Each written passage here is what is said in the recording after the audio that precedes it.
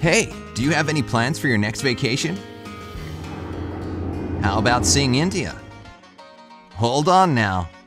Just because it might feel like it's a world away, both figuratively and literally, that doesn't mean it isn't a tourist-friendly country. And more importantly, a trip to India won't cost you as nearly as much as you'd think. But first, you didn't think I'd talk about India and not mention the majestic Taj Mahal, did you? This famous Indian landmark has been one of the 7 wonders of the world for quite some time. And seeing this architectural marvel in person makes it pretty clear why. The construction was commissioned in 1632, and it's believed that it took up to 21 years to complete the entire project. I know you've heard of this monument, but did you know that it's a mausoleum? Yeah, the emperor at the time, Shah Jahan, had this marble structure built to house the tomb of his wife, Mumtaz Mahal. Kinda sad she never got to see this ivory masterpiece built just for her. Since we're on the topic, here's a fun fact. There was an infamous Indian conman who repeatedly sold different landmarks in the country, including the Taj Mahal and the Parliament House of India. He was arrested as many as 9 times, but somehow managed to escape from prison multiple times. During his final escape, he was already 84 years old. Aside from the fact that he was breaking the law, you gotta admit, that's kind of impressive. Anyway, some tourists hope to avoid the crowds at major tourist attractions, like the Taj Mahal, and prefer to take the road less traveled. However, alone time might be hard to come by in India. With around 51 births every minute, that's over 73,000 a day. This country has one of the fastest growing populations in the world. Roughly half of India's population is under the age of 25. Also making it one of the world's youngest populations, India alone holds more people than the entire Western Hemisphere. And with so many people comes a colorful tapestry of cultures, religions, and languages, which brings me to my next point. There are about 780 languages spoken in India, but some sources put it in the thousands. Whatever the case, only 22 have been recognized as official languages. Good thing English is in the mix too. India has one of the largest numbers of English-speaking people in the world, second only to the US. This means you can enjoy this super diverse country without needing a translation app on your phone each time you want to stop for lunch or buy a souvenir. Oh, that's right, your smartphone is obviously your closest traveling companion because, let's face it, taking pictures is probably the easiest way to document your adventures abroad.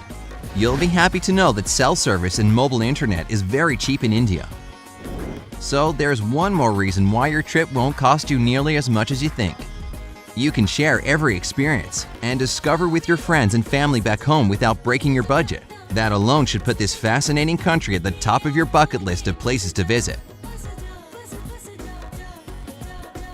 Okay, now for another reason India won't leave you with moths flying out of your wallet. The food there is so cheap. Check it out. If you go to a restaurant and order a whole meal with chicken or even fish, your bill could be as little as $1. As for a cup of tea, it'll cost you about 20 cents. I mean, can you imagine filling your belly for under $5? Sign me up. Given that you'll be saving so much on dining, you can dedicate more of that limited budget to once-in-a-lifetime experiences, something that India offers in abundance.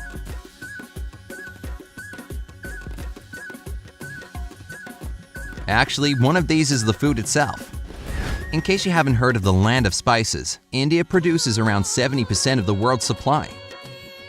That means each authentic local meal will be an adventure itself. Hopefully your stomach will be strong enough to tackle the rich variety of flavors. And for those of you with sensitive taste buds, here's a pro tip. Take small bites to test the intensity of the spice before biting off more than you can handle. I also have some good news for traveling vegetarians that may be hesitant about the availability of meals suited for your dietary needs. India is also well known for being a vegetarian-friendly country. This is partially thanks to religious beliefs, but it's mostly just a personal choice there, out of respect for living beings. A State of the Nation survey in 2006 showed that up to 31% of the Indian population is vegetarian, and another 9% do eat eggs, but no forms of meat. So enjoying local cuisine isn't reserved only for meat eaters. Like I said before, this is a diverse country with enough variety to suit anybody. Do you think I forgot about you sports lovers? Well, if you love sports as much as experiencing new cultures, watching a live cricket match can be a way to enjoy both. Cricket is the most popular sport in the country, much like soccer in Europe or football in the US. So why not get your hands on a ticket to a local game, pack a picnic basket, and spend the day outdoors among locals to get a taste of true Indian sport culture. The Ganges River provides another outdoor activity for nature lovers, while still keeping the focus on experiencing the culture. The Ganges is the longest river in India and serves as a hub of activity in this country. This includes dolphin watching.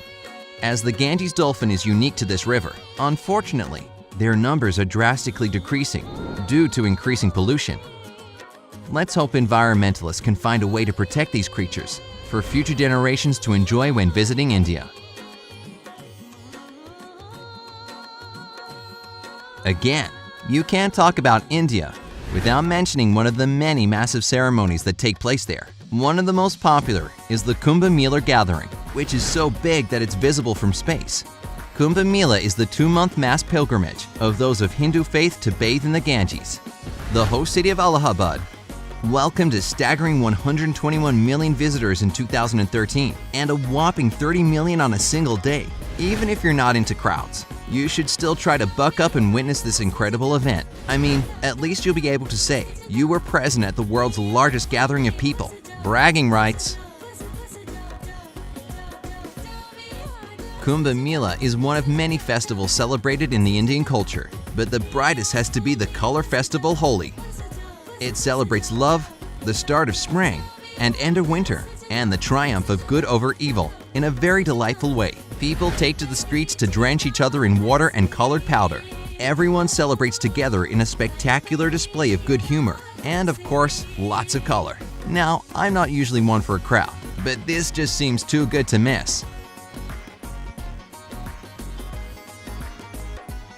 As a matter of fact, color plays a very important role in Indian culture.